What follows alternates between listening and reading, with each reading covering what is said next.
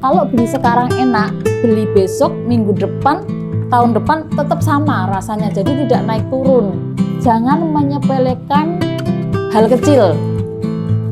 Terus kemudian runtukan, ini sebulannya itu bisa sampai 3-4 juta. Karena hal kecil kalau kita kelola, kita kemas dengan baik, insya Allah akan menghasilkan banyak.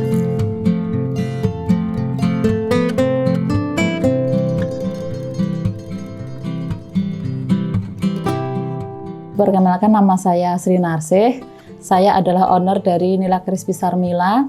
Saya di sini mempunyai usaha pembuatan keripik ikan nila atau nila crispy. Alamat saya di Bobosan, Purwokerto Utara. Dulunya memang basic saya itu perikanan. Jadi saya alumni dari Universitas Jenderal Sudirman dan saya alhamdulillah alumni pertama yang lulus. Terus kemudian setelah lulus saya pernah bekerja juga di PT itu Cold Storage ekspor udang itu di Lampung. Kemudian saya juga pernah di instansi juga, kemudian di ekspedisi juga, kemudian di berjualan kaki lima juga pernah. Dan alhamdulillah setelah saya menekuni usaha Nila Crispy ini, ternyata ini yang selama ini saya cari. Lebih enak ternyata menjadi pengusaha itu.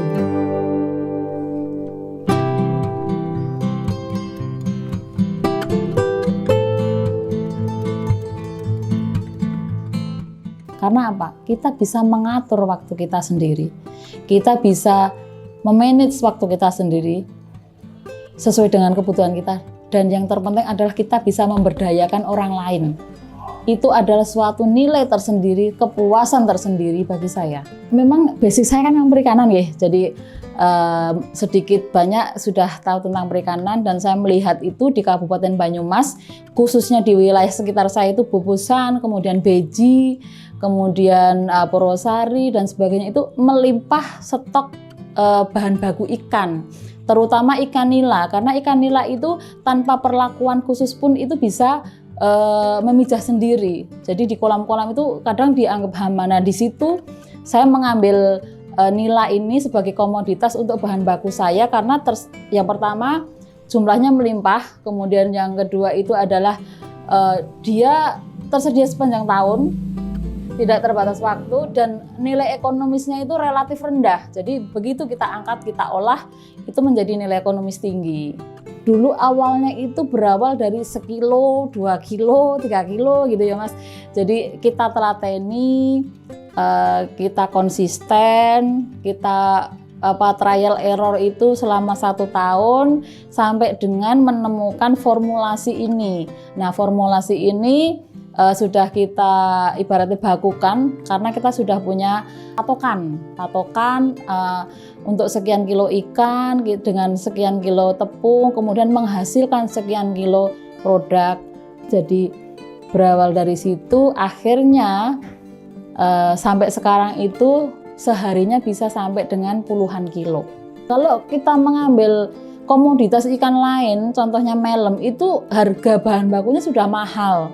Jadi kita realistis saja ya, kita nggak mau bikin produk yang mungkin konsumennya menengah ke atas atau ya itu sih memang baik, cuman kita di masyarakat sini yang bisa diterima nila. Yang namanya pertama itu kita bikin, kita cobakan ke orang lain, kita jual, katanya oh ini masih amis, kemudian oh ini masih keras kayak gitu. Itu harus kita atasi. Jadi semua masukan, semua kayak bukan komplain ya, kalau komplain ini komplain yang membangun intinya gitu, karena mereka care sama saya, peduli sama saya. Nah itu kita akomodir, oh ini kurang asin umpamanya. Kalau asin itu relatif ya, per orang beda-beda, cuman mana-mana yang perlu saya akomodir, mana-mana yang enggak perlu saya akomodir, seperti itu. Jadi kita mendengarkan semua masukan dari konsumen.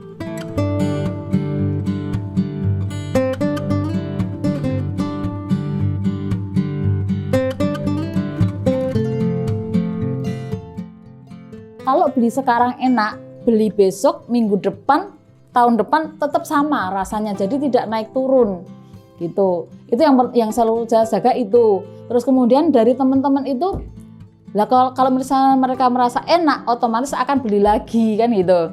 Nah beli lagi otomatis kalau dia ibaratnya ngasih orang, dan ini sering kali terjadi, orang beli dikasihin ke orang, akhirnya orang ini mencari saya gitu loh. Nah itu kan gedok tular dari masyarakat yang pernah mencicipi Nila Crispy. Nah sekarang alhamdulillah kita sudah merambah ke pasar online, karena zaman sekarang kalau nggak online ya ketinggalan pasti itu.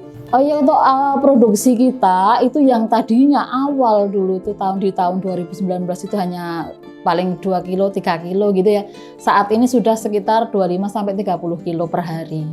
Yang namanya mengalami kewalahan, saya pernah mengalami di saat momen-momen kayak mau lebaran, kemudian mau libur panjang, itu biasanya bahan bakunya agak kesulitan. Apalagi kalau momen lebaran itu kan kita berebut dengan para petani. Contohnya gini, kalau mau lebaran itu kan rata-rata para bakul itu manen ikannya konsumsi, sedangkan saya kan ukuran benih 6 sampai 8 cm. Nah, di situ kita berebut. Tapi alhamdulillah untuk tahun ini kita sudah mempunyai supplier ikan dari luar daerah yang tadinya di dalam daerah masih bisa memenuhi, tapi saat ini itu di luar daerah sudah mulai masuk, diantaranya dari Purbalingga sama Banjarnegara. Kekurangan bahan baku pada saat-saat tertentu itu sekarang ini berapapun yang ada di supplier itu mau masuk silahkan. Jadi kita sudah punya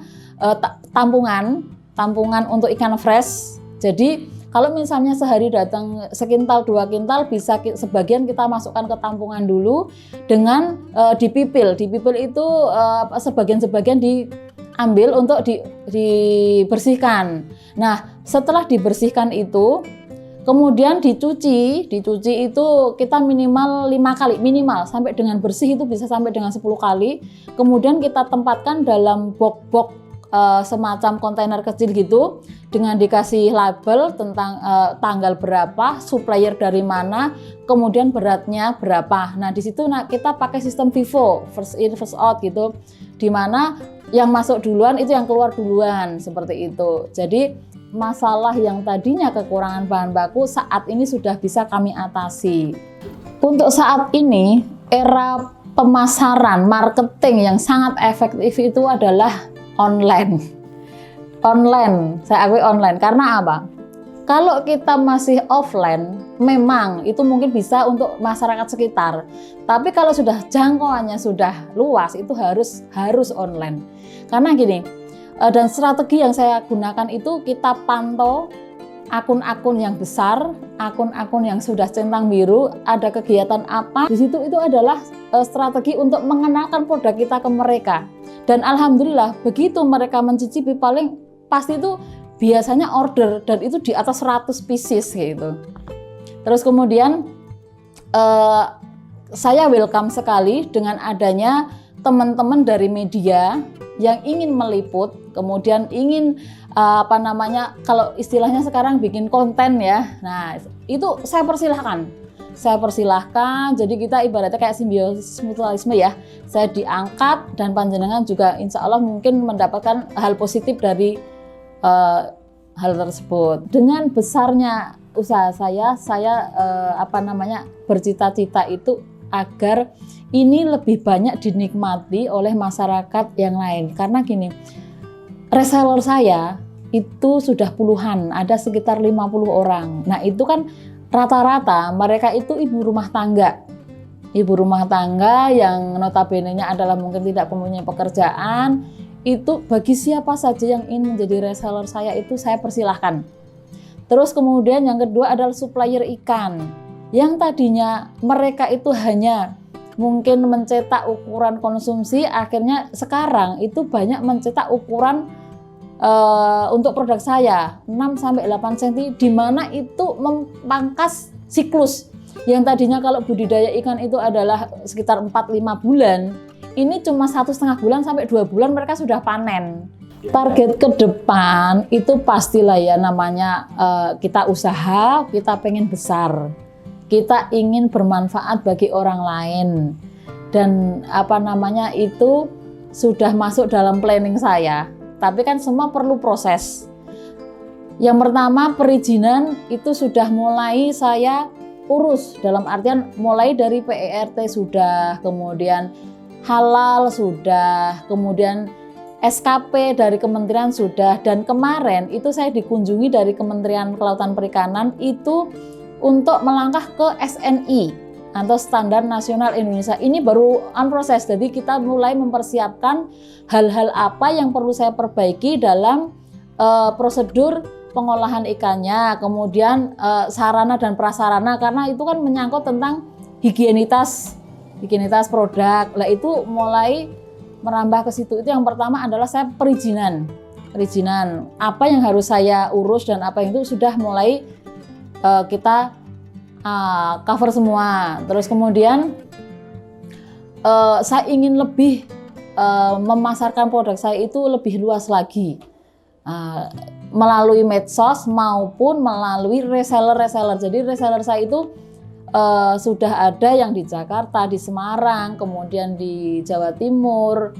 Nah itu untuk pembuatan nila crispy, karena kita benar-benar menjaga kualitasnya, itu ikan yang datang ke sini itu harus masih hidup. Kalau sudah mati saya nggak mau, pasti saya tolak. Jadi harus masih hidup, karena kalau ikan sudah mati itu akan sangat mempengaruhi rasanya. Ikan masih hidup, kemudian kita terima, kita timbang, kemudian kita matikan atau stressing dengan es batu. Kemudian setelah itu kita bersihkan kotorannya, kita belah punggung, kita buang semua kotorannya, kita keluarkan, kemudian kita cuci bersih. Setelah bersih di air mengalir minimal 5 kali. Kemudian setelah bersih, kemudian kalau mau diproses ke langsung penggorengan bisa langsung ke pembumbuan, tapi kalau tidak itu bisa masuk ke box kontainer, masuk ke freezer.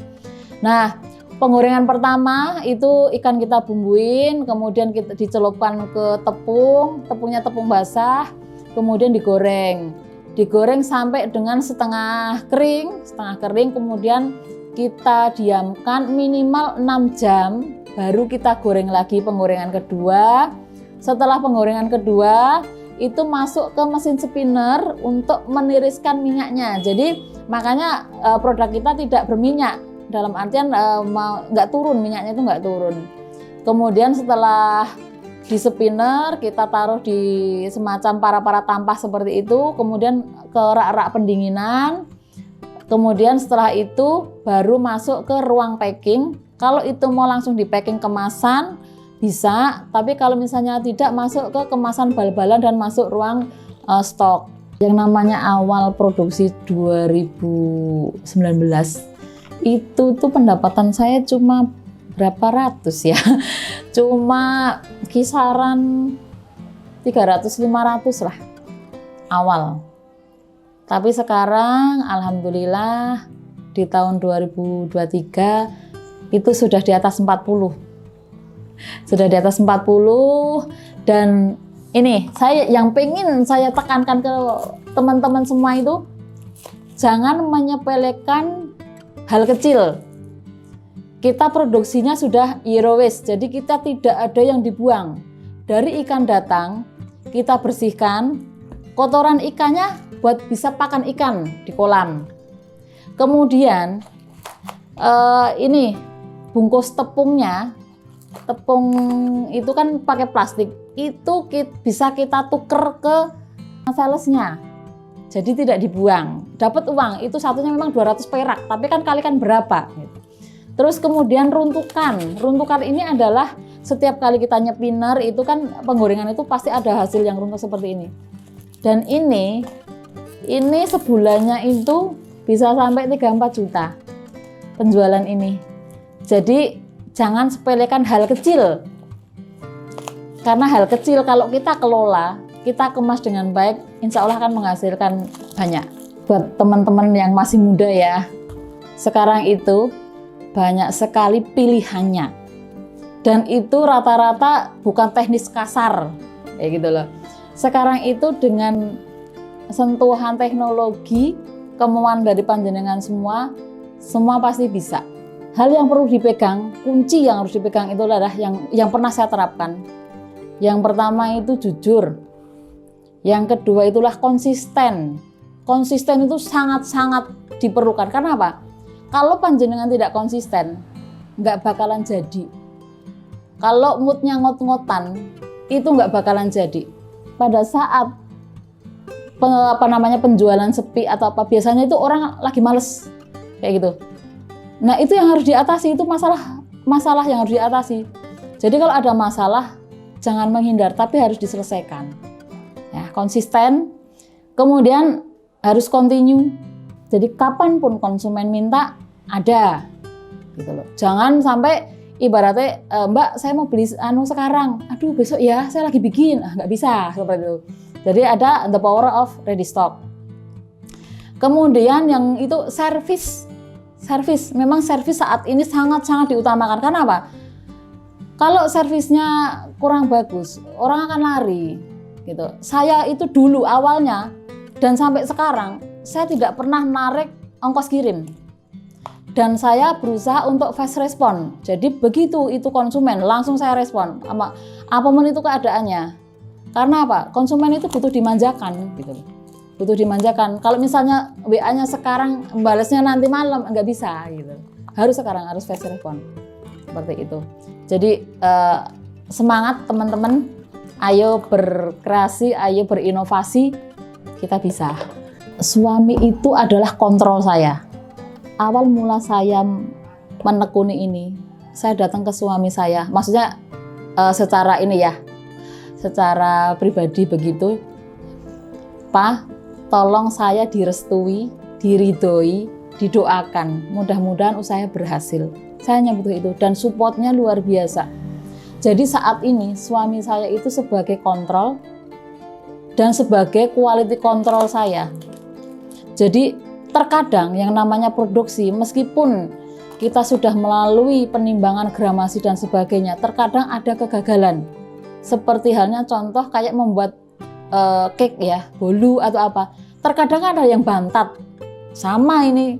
Jadi terkadang itu ada yang hasilnya itu kayak bantat gitu. Dan itu kadang itu dalam jumlah yang banyak. Nah, kontrol di situ adalah suami saya itu, Bu, ini jangan dirilis, jangan dijual. Sedangkan kalau saya kan berhitungnya ini kali sekian, berarti sekian ratus ribu, sekian juta kan gitu. Nah itu kontrolnya di situ. Suami sangat-sangat berperan penting dalam usaha saya, meskipun beliau di balik layar. Bagi teman-teman yang ingin belajar maupun pengen tahu cara pembuatan nila crispy atau keripik-keripik dengan basic perikanan, silahkan bisa menghubungi saya atau datang langsung ke tempat saya melihat, kemudian pengen belajar, silahkan. Kita welcome kok, open kok. Nggak ada yang saya tutup-tutupi. Jadi jangan takut ilmu itu tersaingi, enggak.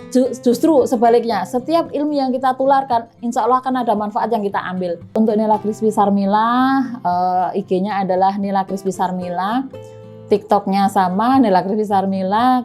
Nomor WA saya adalah 081 229 560 534.